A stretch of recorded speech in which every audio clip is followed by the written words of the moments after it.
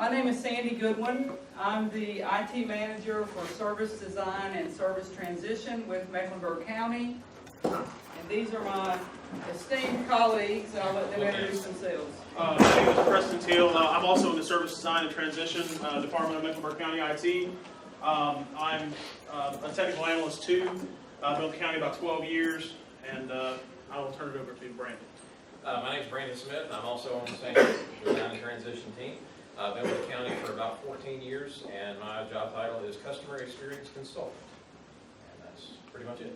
At least today, that's what our titles are. We're not real sure where In a week, it'll probably change. Yeah, so what we wanted to bring to Nickel-Giza was a project that's actually going on currently. It's probably a multi-year project. It started around 2015 in one area, and so we kind of just wanted to talk to you about it and some of the technology challenges that we're having. And you're probably wondering, what is bringing Mecklenburg County to you? So hopefully we'll be able to answer that question for you, and then what our community resources, or community resource centers.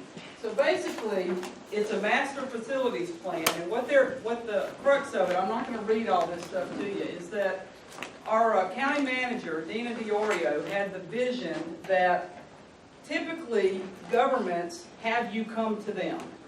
You know, we had like our Department of Social Services, for example. You know, we might have one giant building where everybody comes to get their services, whatever those services might be. So she had the vision that what if we brought Mecklenburg County to them? What if we built these community resources centers throughout the county that were on the bus line, that were easily accessible, and that could accommodate people where they are in neighborhoods. So that's what this is all about. And we've got one up and running right now with our Land Use and Environmental Services Agency. We call that LUISA. That's code enforcement. GIS is there, stormwater and solid waste and that sort of thing. Air quality. So that one was the first one that's built. We do have some pictures, and so now we are actually in the process of building more.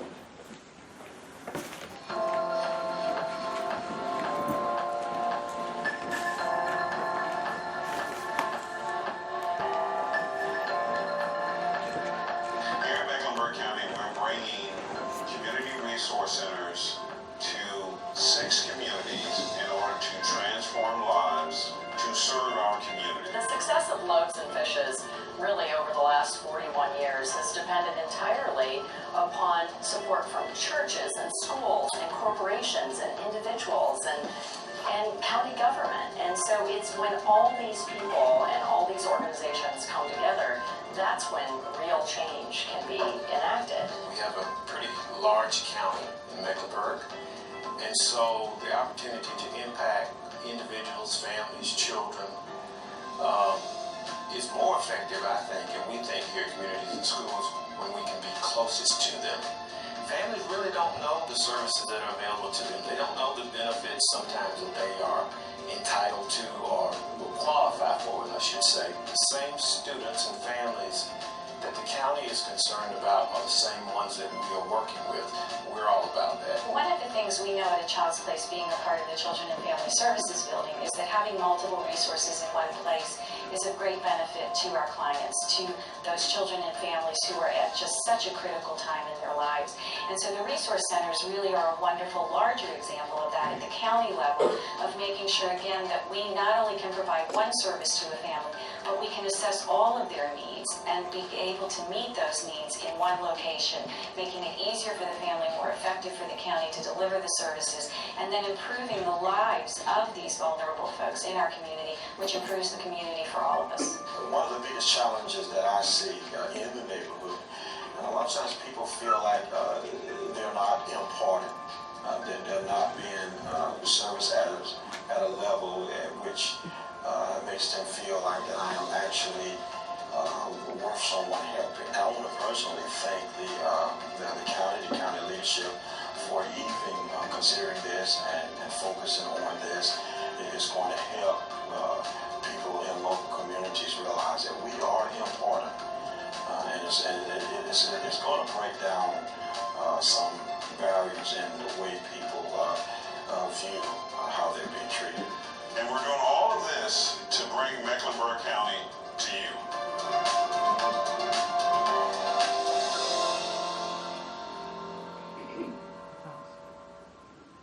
So that's just a little video, an overview of kind of what we're doing with community partners. So this slide, these are the services, and this is the prototype, the vision, and this is where we're going, and the construction of what services we will actually have in a community resource center. So you're looking at child support and enforcement, veteran services.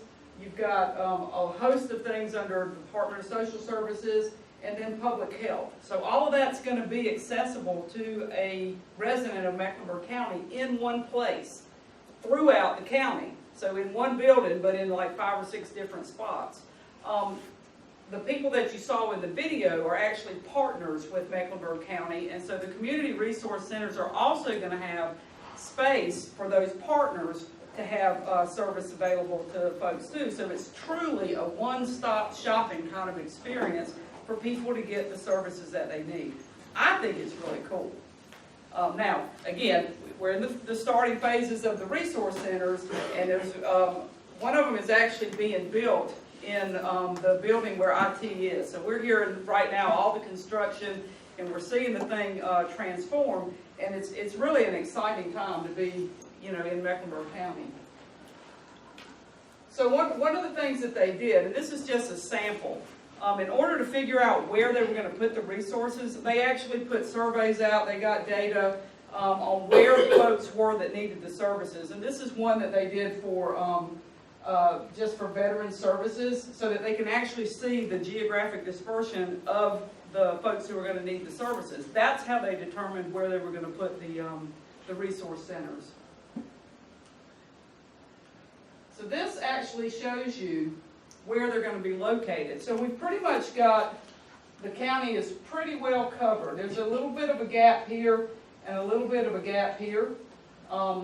But these are close enough. I know it looks like a really big gap, but these are close enough here that it can also serve these areas that it doesn't look like where there's a resource center. One that's not showing is in the government district, which is downtown Charlotte. So there is going to be one there as well. And so this actually shows you that one central kind of in the map. And again, these are the services that will be available in addition to our partner services. I think you're up. Yep, you can keep that. So one of the things that they were looking at with this master plan is basically with the services that the county offers. That's where they started with this, is the services that the county is offering with the health department, the DSS, veteran services, and all of that. Veteran Services is in one building. Department of Social Services is in another building. The Health Department's in another building. So if someone needed services from all 3 of those facilities, they would literally have to drive to those 3 facilities. So what we're doing is, from the customer experience side of things, is looking at these different services that are offered, seeing where those services can be consolidated or condensed and put into these CRCs, Customer Resource Centers. So customer involvement, customer engagement has been a big thing. So there's been all of these public service announcements, and there's a lot of stuff that's out on the government channel, the YouTube channel, things like that, that they're doing to actually engage citizens, engage our customers so that they can get feedback for these design prototypes. So we got one little video here that we want to show you. You wouldn't drive to one restaurant to get a burger, another for some fries, and a third for your soda. That would be inconvenient. Well, Mecklenburg County agrees with that, and that's why we're bringing Mecklenburg County to you. Over the next few years, Mecklenburg County will be working to make our services more accessible and convenient. Many of our health and human services will be located together so that you can get what you need in one place. Find out more by visiting mecklenburgcountync.gov. Now, the only drawback that I see to that video is they've never been a fat guy. Now, I have been to McDonald's to get a Diet Coke, to Burger King to get a Whopper, and over to Bojangles to get some of their seasoned fries. So, I'm the exception to the rule. Hang on, y'all laughing. Y'all done that too, right? Okay, we're not alone. I have. Okay, so see, no shame in it, I'm just saying. So with this development, what they were looking at is the county actually, believe it or not, we wanted community engagement. We sat down, we've actually engaged in discussions. They had over 1,000 residents who come in, focus groups, panels, things like that to see what they wanted. There were over 300 HHS, which is Health and Human Services employees involved in this, and also community partners. The first video that we showed you showed the Loaves and Fishes, Charlotte Mecklenburg Schools, several other business partners that we have were all involved in these talks. the staffing levels for the CRC prototype. So over at the Louisa Center, the Land Use Environmental Services Agency was one of the first prototypes that we set up for this. We've actually got some pictures we'll show you of this. Proof of concept. Yes, proof of concept, thank you. The prototype comes next, right? Yes. All right. We're currently in the prototype. There you go, thank you. See, that's why he does this process stuff. So we looked at the positions, identified positions, things that was going to be needed in that scenario of how that they were going to service these customers as they come in. Things like policies, documentation review, reviewing with the legal team. Y'all know county government, city government, whatever, we've got some legal issues around this, document retention, all of that fun stuff. Then we worked with our AFM, which is Asset and Facilities Management. That's basically our real estate people. We worked with them to help design the components for the CRC, including the work on the CIP design, providing requirements, obtaining proper certification, zoning, all of that fun stuff when it comes into building a new building. So along with that, there's a lot of back-end stuff. There's the workflow and the process design, making sure that the future state, making sure that all of that works in conjunction to the way it is in current state. We also looked at creating a service evaluation tool. How many of y'all have ever been somewhere and your service was just kind of horrible? We actually went to dinner last night at Outback. The poor waitress was just horrible. You know, the food came out, it was okay, the soup was cold, things like that. Have you ever thought, I really wish that I could tell somebody about this? Well, you know, at a restaurant, you just grab the manager and say, hey, look, this soup was cold, I need some new soup. Your citizens can't just walk to the, you know, wherever your county manager is and go, hey, by the way, your service over there sucked. It doesn't quite work that way. So what has actually went into this is a service evaluation tool where citizens and customers coming into these resource centers can actually give feedback for mapping out processes later on that aren't quite up to standards and what they need to be. There's also multiple service channels, basically creating the plans for streamlined, accessible web presence, being able to have people get services online. Instead of having to stand somewhere and fill out a paper form, have the papers ready. I mean, how many of y'all's doctors right now already do where you can fill out all your paperwork before you can go to your appointment? Novel concept. Why don't we do that in local government? Makes sense, right? The business system, the architecture there. Developing the draft technology vision. That's been kind of where IT has come into this, where we've actually had to sit down with some consultants and look at how the technology is going to be used. Over at the Louisa building, there are people that are out in the lobby of the area called navigators. They actually assist people as they come into the building to point them in the right direction, you know, get them over to where they need to be, get them to a kiosk, walk them through getting the self-service kiosk. At the initial concept of this, there was a term coined, the navigator tool. If any of y'all are sci-fi people and you ever watch Batman, you know he's got the bat belt? Yes. Utility belt. The utility belt, thank you. Okay, that was kind of the concept I think that might have been started with this. You know, they were talking about, oh, we want a printer, we want this, and we want a Bluetooth headset, and we want a laptop, and a Cell phone and everything else. All right, so yeah, if you're somebody that has a fairly good sized belt, you might be able to pull that off, but you know, somebody that's 75 pounds soaking wet that doesn't wear a belt on a daily basis, maybe not. So we had to think about things like that. Last is the change management. We have to work with our learning and development group to help staff and help customers as this change happens. Because you guys know, you come into a county facility, it's usually, you get in a queue line, you stand in a line, you see somebody at a desk, they point you in the right direction, you go over and sit and wait until your number's called. It's a completely change of concept for most people coming into this.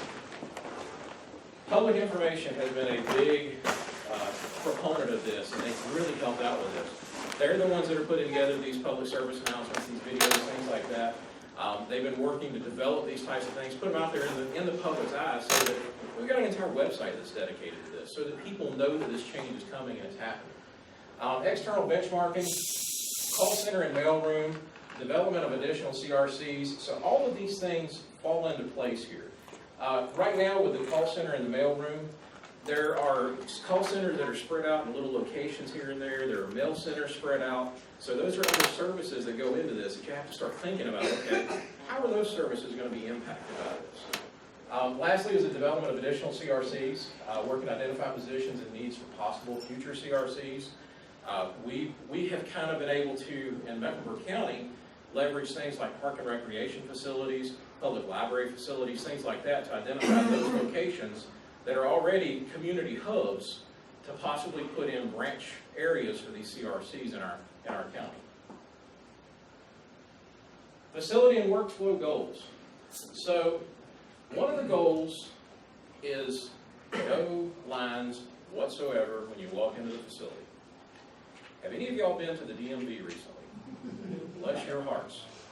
I just had to go get some title work done on a vehicle, and I was there for over an hour, standing in line. Next, please. Next, please. Okay. That's the mentality when it comes to a government facility. I mean, you guys would probably agree with me. You think government facility, customers think that, that's probably what they think is the DMV. If anybody here's from the DMV, I apologize for bad-mouthing y'all. Anybody from the DMV? Okay, good. I'm good. So what we're trying to do with these CRCs is eliminate that type of experience for the customer. It's an open, inviting area. So you would be greeted by a personal greeting. In some instances, you may have already registered online. If any of you have ever done like a call-ahead seating or something like that, they may already know that you're coming. Open and friendly, electronic check-in, expedited processes for simple transaction, cross-service coordination. Basically, you may be a veteran. You may come in for, say, some DSS-type benefits. You may not even know that you're eligible for veterans benefits.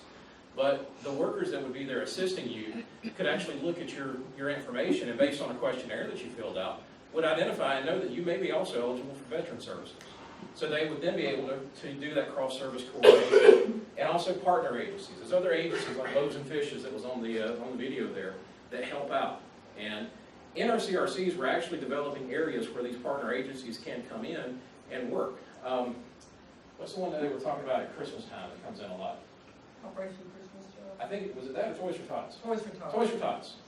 Being able to have an office space so that 2 or 3 workers from the Toys for Tots areas could come in to one of these CRCs and provide their services there while the other customers are already there. So this was our proving the concept at Suttle Avenue. What the county actually did, this building here used to be the Charlotte School of Law. Is that correct? Charlotte School of Law building. You look at the outside and you go, yeah, okay, it's a nice looking building, whatever. The county was able to purchase this building and do some minor renovations on it. Most of the floors of the building didn't need any sort of renovations whatsoever. The entire first floor was completely gutted and set up as the prototype CRC. So as you walk into this, if you notice there's not a DMV feel to this, it's a very open and inviting area. You walk in through the glass doors, you're immediately greeted by someone here at the front desk. The person there at the front desk basically helps you get to either a navigator or to where you need to go in this facility. At this point here, a customer would be greeted by a navigator. You see the blue vest that this person is wearing? Too far. I didn't touch it. Try it again. There we go. One more. Laser pointer. Step away from the pointer. So the gentleman here in the blue vest is one of our navigators. He's assisting this customer here at one of the self-service kiosks. And as you can see on our self-service kiosk right here, there are easy, you can't read them of course right here, but there are easy to follow buttons basically saying, what service are you here for today? Yeah, this is for residential services. Maybe he's building a deck or putting in a pool. Who knows? All right, next.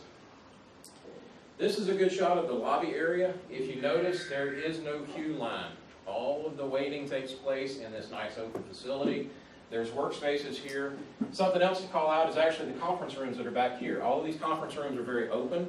They're set up so that if you need to meet with someone, instead of having to stand and wait, be escorted by security behind locked doors and all of this stuff, the staff that are in the building actually come down and they meet with you right there. You never have to really go up into the building where the secure area is in the building. It's all done right here. This is just another shot, kind of the collaboration going on.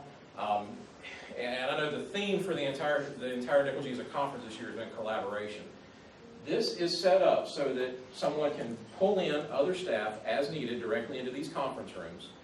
Go ahead and go to the next one for me. As you can see, we actually have workspaces out here.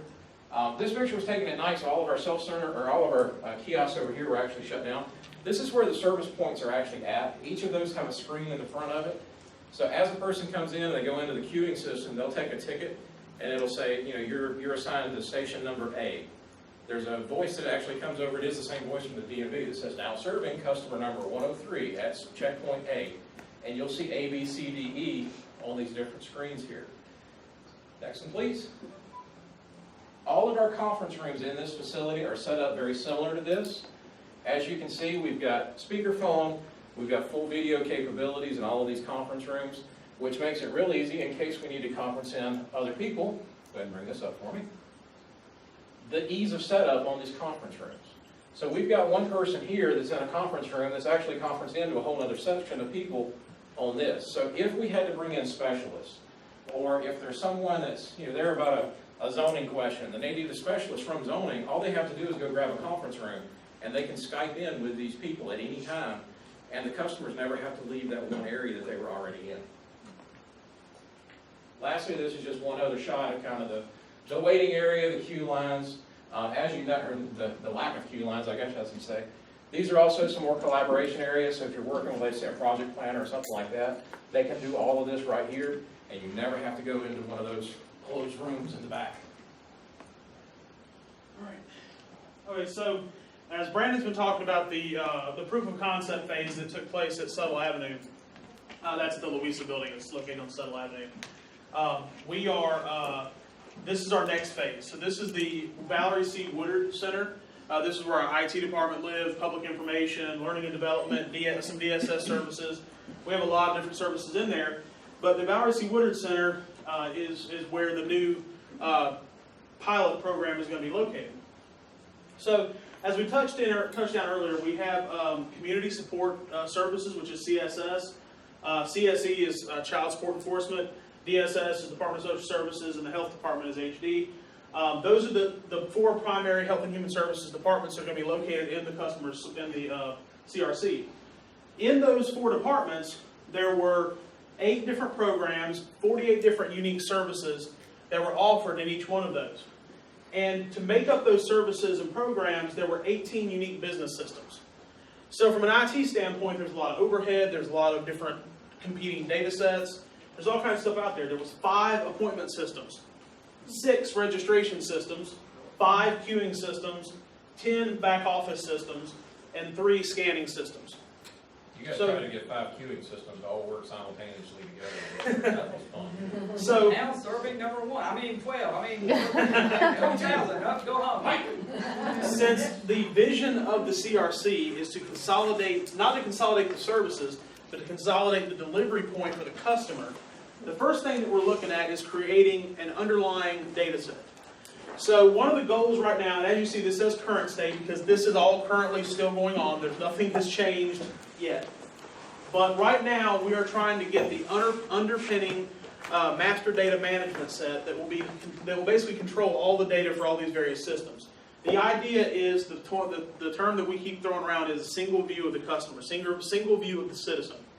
So that when someone comes in and they have a dealing with DSS, they're not seeing only the data that DSS has collected, but they're able to see and peer into the data that's collected by other services, as long as it doesn't violate HIPAA or anything like that.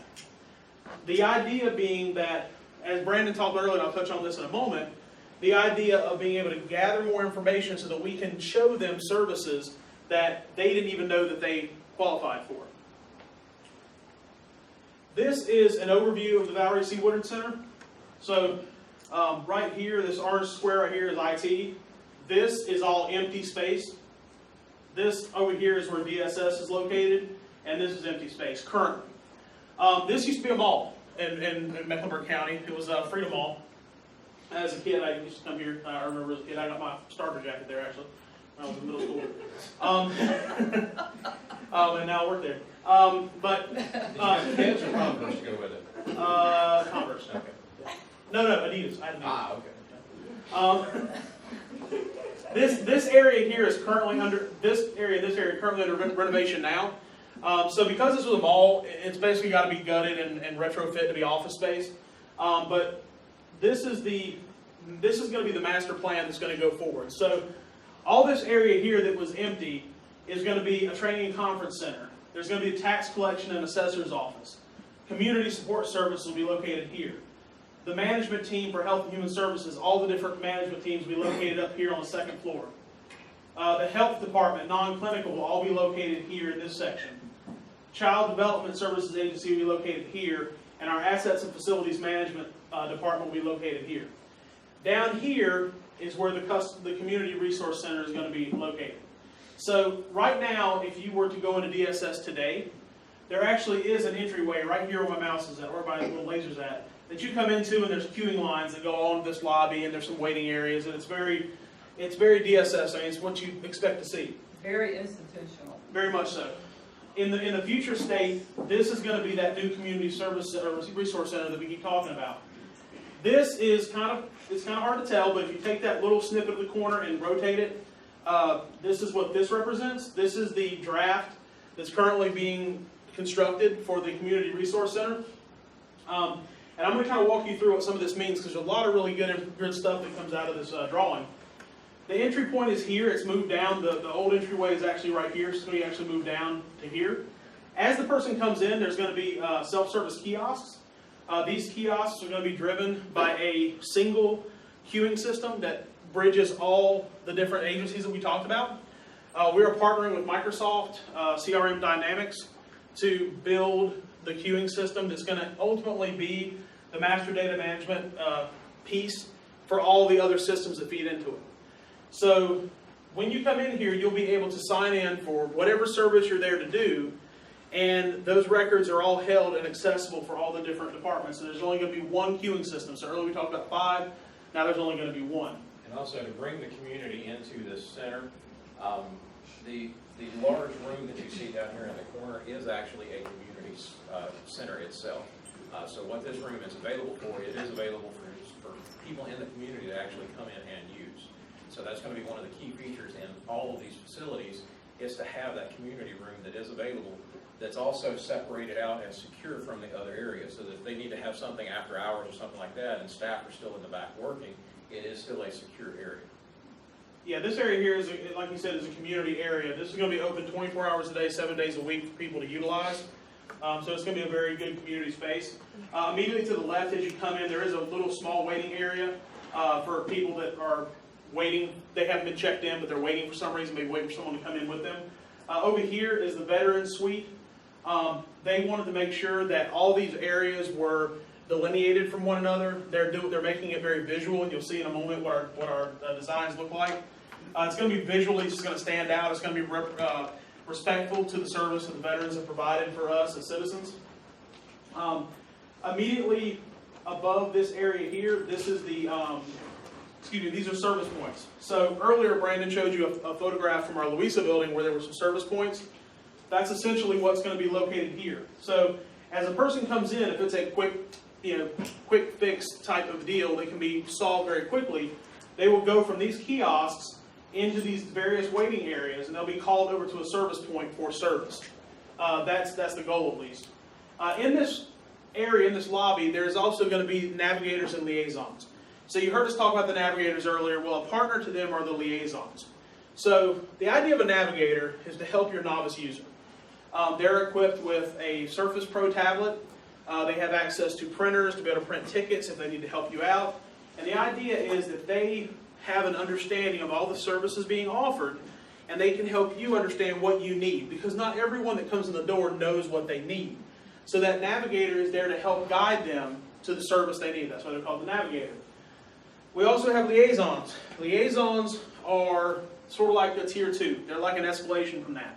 The liaison's job is to kind of liaise between them and specialists in the back. Okay, so they're going to be there helping to guide this process as well. And that was a vision that actually we didn't come up with. No one in our group did.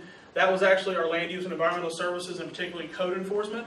And I'm going to give her a little shout out because she's here in the room with us. But we have one of the people that came up with that original vision of the navigators and liaisons here for code enforcement. Would you like to say anything, Sandra? Well, Sandra was on the team that came up with this concept of the navigators and liaisons, and the county as a whole has acquired that ideology, and we're applying it across the board.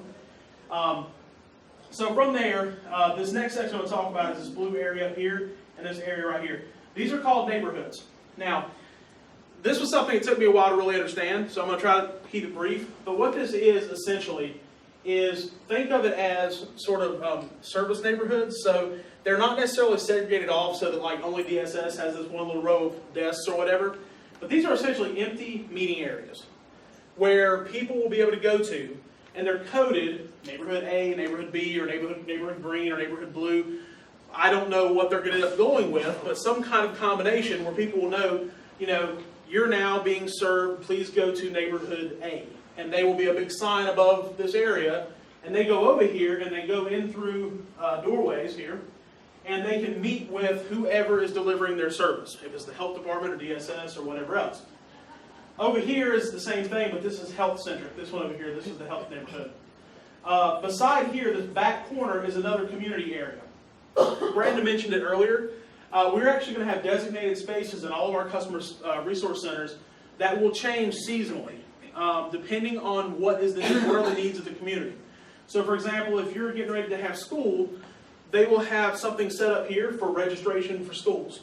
And you can also go over here to the health clinic, which is right next door, and you can get your vaccination shots. So people may not know how to get their students registered. You'd be surprised how many people in CMS, Charlotte Mecklenburg schools, don't know to get their vaccinations or don't know to register their kids for class. One of the benefits also that we want to bring out about the neighborhood setup with this is, when the customer comes through the service points and they get their ticket or whatever it is that they say, go to neighborhood A, office number 3. All right, so they're going to sit down in office number 3. The person's going to come in, the staff member from the county is going to come in, meet with them, and then if they have another staff that has to come in, they don't need to get up. The customer themselves won't be getting up and moving to another conference room. They actually will stay there in that conference room. The other staff member from the county would come in. So a person from DSS would come in, a person from Veteran Services would come in, a person from Health Department would come in, and that customer would be able to just stay there in that room. Because, you guys know, they sometimes have kids, parents, whatever, in these rooms. So to get up and grab the stroller and all this stuff and move to another conference room, we understood that. So we try to eliminate that frustration point for the customers. And that's that thing of bringing the services to the individual. And bringing up kids, as Brandon mentioned it, this green area here is actually a child, that's called a child's place or something like that. It's actually an area for kids to stay, so they don't have to stay with their parents. While they're trying to get a service, they can actually station their kids there, and they can be watched after by staff, and it's a locked door there. This area here is kind of a novel concept as well. It's a bit of a snack bar. So we're not going to have, full-fledged hot bar, but there is going to be a little sitting area with some booths and some tables, and there will be vending machines with healthy snacks, so that people can come in and if they need to get a snack or a drink, they can do that while they're waiting, because sometimes they're there for a while. Also, Brandon mentioned these areas where they can, when someone goes in and they sit, that they won't need to leave, that the services will literally come to them. Another piece of this that you might be able to make out from the picture is there are areas here where it looks like there's some seats with like a table. Those are actually going to be like video conferencing and phone conferencing for people to interface with non-custodial parents that are across the country. So for child support enforcement, they can have those face-to-face contacts with DSS. They can have contacts with people. So they're taking all this into account when building out these neighborhoods so that people can get the services they need in many, many, many fashions. So that's where a lot of the technology pieces of this. IT is developing the kiosk model. We're working on all the technology. We're going to have wall boards, digital signage. There's a lot of components that are going in from IT that we're all building out right now. We're working on all that. Also, if you may notice, all the doors to the back office area are secured. So even though this area here appears to be open, it is. Once you get to these walls around, they're secure access points. So they're not going to be able to be accessible by the public just walking around. It's a very secure concept. So next, these are some renders of what it's going to look like from the outside. So this is just a render of what it will look like from the entry point. This is what they'll be greeted with. So I talked about earlier, there was the self-service kiosks. They're there. Over here are just some sitting areas, and these are the service points we talked about. So you can kind of get the look and feel for what that will look like. This is the wall for the veterans area right back in here. Kind of an interesting look and feel for a government facility, huh? Definitely. When you saw the actual real pictures from Louisa, You know, It's not too far off from, Yeah, it's very from the nice. vision. This is the snack bar area that we discussed. So, you know, people can come and get snacks and sit down and have a discussion. And over here was that neighborhood idea concept I talked about, like neighborhood H is here. That's the health area, so that's there. All right. Another thing that Brandon mentioned, which I'm going to now talk about a little bit, is the service evaluation tool. So Brandon mentioned it very briefly, but the service evaluation tool is actually going to be a fairly aggressive, I think it's kind of aggressive, move for Mecklenburg County to be able to really engage its customers and be able to get feedback from them in virtual real time. So part of what the service evaluation tool is going to do is not only to find out how your service went and be able to survey that information, but also to ask a concise and comprehensive set of questions that will allow the experience to be personalized and be able to give them the information and descriptions of health and human services that they may potentially be eligible for. So, as Brandon mentioned, someone may be in there to get food stamps, or whatever. I mean, who knows what they're there for? But they may also be a veteran, and they didn't realize they qualify for veteran services. These questions are going to help guide them, and they're not going to force them to take action upon it, but it's going to present them with the information that they didn't know was available to them, so they can decide what they want to do. The tool is going to be optional. It's going to be completely anonymous. We're not going to gather information about the person unless they wish to provide some. It's going to be flexible to change with policies and with the structure as it changes, as well as it can be completed at multiple points throughout the process. So we're looking at potentially having iOS and Android application apps. We're looking at having kiosks to fill out the service evaluation tool while you're waiting, possibly having iPads or tablets where they can fill them out while they're waiting. There's all kinds of things that we're looking at right now. We're looking at making it online accessible via computer mobile device. Also be taken off-site, so they can go wait till they get home to fill it out, or they can do it at a library. Once again, partnering with other agencies. I don't know how it is where you're at, but in Mecklenburg County, the Charlotte Mecklenburg Library is a completely separate entity from us. We service them in some regards, but they're their own entity. We're partnering with them to give space inside of their libraries for this. The other thing too to mention with the libraries, most of the libraries have a public computer lab so that folks from the public can go in there and do this. And our Park and Recreation Department is actually partnering with the library to offer the library computer type programs in some of our rec centers too. And the rec centers are all over the county. So it won't be in every center, but strategically similar to what we did with the BCM2U. I keep wanting to say T, but anyway, I just want to throw that in. And then this is an example really quickly that I'm just going to show you kind of what we're talking about, is that the customer decides to complete the service evaluation tool with a navigator. So this is with an actual physical person while at the CRC. Scenario is that the household with a father at the age of 30 and a child age 4, the dad is employed but has difficulty purchasing both food and paying medical bills. The dad served in the military. How customers obtain the services. So in the current model, the current service model requires that you visit multiple locations. You have to know what services you need, and you have to go there. In the future model, they'll be co-located within the CRCs, and we'll be able to provide you with a list of services that you're eligible for.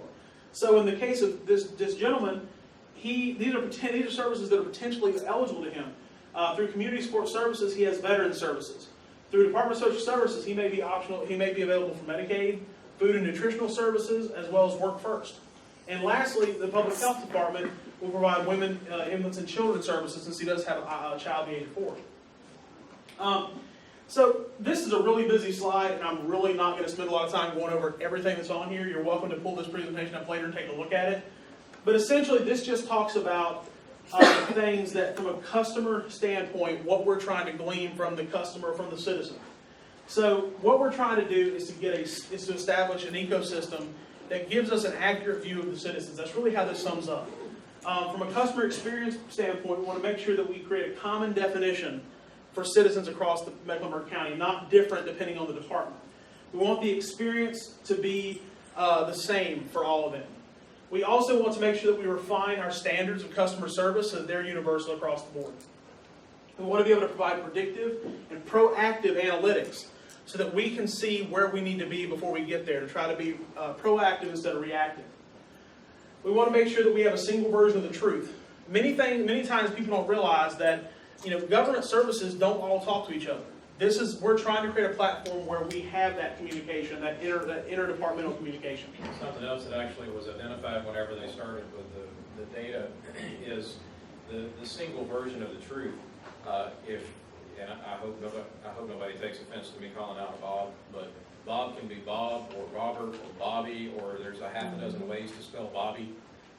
So there could be 6 or 7 different entries for a Bob Smith or a Robert Smith or a Robbie Smith. I mean, and it could all be the exact same person. So that's what they're talking about with that single version of the truth. And also, as we mentioned, creating a peripheral. I never use that word. A peripheral. That word right there. I cannot say it. Anyways, yeah, we're going to prevent people from being able to duplicate or have the wrong information in the system. So we want to make sure that if someone changes their address in one service, that's reflected across the board. Maybe they haven't used veteran services in 5 years, but as soon as they update their DSS information, it's going to be updated across the board. So everyone has the same information. And essentially, lastly, is to minimize and eliminate duplication and redundancy of data. From an IT standpoint, we had massive amounts of data that are being stored that we're trying to remove those redundancies and duplication. We want backups, we want cloud-centric services, but what we don't want is 15 databases that all have basically the same thing in them. We want to consolidate those databases. Because storage means cost. That's exactly right. Now, that's all we have. We try to leave a little bit of time for questions, so we got 15 minutes. So if anyone has any questions, we'd be glad to help out. Yes? Question. How are you handling the fact that many of the systems that these agencies, particularly DSS, use are like state systems that you don't have full control over? Well, what we're doing right now is we are working with Microsoft with CRM Dynamics. We understand that we can't integrate all the systems, but we are pulling data from them and creating essentially like a data warehouse where we can glean information from that. So we know that there's certain services like for DSS that are state mandated systems. We don't have any control over those. But what we are doing is being able to report off of them and create data repositories that we can go into and see where things need to be fixed or things need to be adjusted. So it may not not update every system because they're outside of our control, but we are creating tools where those differences and defects can be identified and fixed. So, are you making a front end to that? Well, right now, in some cases, we are. Right now we are, as we mentioned earlier, this is all very preliminary, a lot of that stuff, because what we're doing is we're going through several phases. Right now, we just started our criminal justice phase. So that was our arrest processing system was actually the first, and we didn't mention it here because from a technical standpoint, that's the first project that we're taking on. But right now we're doing the queuing system, which is kind of the back-end data management piece. And we're also doing the criminal justice system. So that's one of our first systems to come on board, but we're building an application using CRM Dynamics that's going to replace our current arrest processing system. Now, when down the road, there's going to be integration points, but honestly, I don't have an answer for you as to how we're doing every single system. But in some cases, they're looking at doing front ends to systems or directly tapping into databases to modify information. Our criminal justice system, the first phase of that actually just went live last week. Yeah, it did. Yes, sir. So I like the trend of bringing services to the customer versus the legacy way that we've been doing it for so many years. One question that I have is that when you create efficiencies like this, and you have all the resources that the customer may need, have you all examined whether we're creating this front end for everyone to come and receive these resources? On the back end, is there proper funding? So if I'm a veteran and also I have access to all these other services, has the county kind of analyzed, hey, if we were providing all these services, can we back up? No, I understand. I don't have an answer for that. I'll be honest. Yeah, I don't have an answer for that one. I don't do the finance piece. Yeah, finance. I can tell you this, that there's no department of the county, from finance, I mean, everyone is at the table, and from a budgeting standpoint, I would have to say that our leaders more than likely have looked at that. But to answer your questions, I do not know. My only assumption is that they probably have looked at that, but that's not something that us in IT are really privy to. That's a little above us as far as that goes. That's a great question, though. Yes. I'm just curious, if you guys are going to be building multiple buildings like this, and you have all these services, Mhm. do you plan on doing, or adding emergency services substations, like police and ambulance, having substations so that they can cover better areas? Well, one thing that we are doing, and this is a part of this, but we didn't mention it because, but I'll bring it up now. We actually are also relocating our EMS system. So our EMS agency, we call Medic in Charlotte. Medic's been being relocated to a more central location. So they were located kind of on the north end of town. They're now they looked at heat maps and various data to see where they do most of their calls. And we've now purchased and we're renovating a piece of property that will be their new kind of central hub for Medic. And that was part of this vision. It was a different leg of it, but it's part of it to get those emergency services closer to the citizens. We are, CMS is our primary law enforcement. That's, I'm sorry, CMS, that's their school. CMPD. I know why I said CMS. CMPD, Charlotte Mecklenburg Police Department.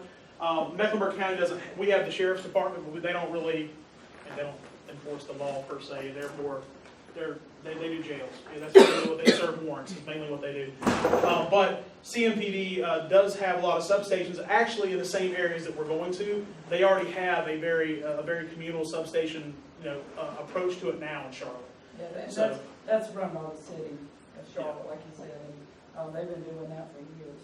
But to answer your question, there will be like security, and I know there's going to be those services on premises, so I can only imagine that we will probably be partnering some with CMPD for those sorts of things. Any other questions? Yes? You mentioned proof of concept with their planning and land use agencies. What software are they using? Well, code enforcement uses Winchester, isn't that what it's called? Yes. Winchester is what our code enforcement department uses.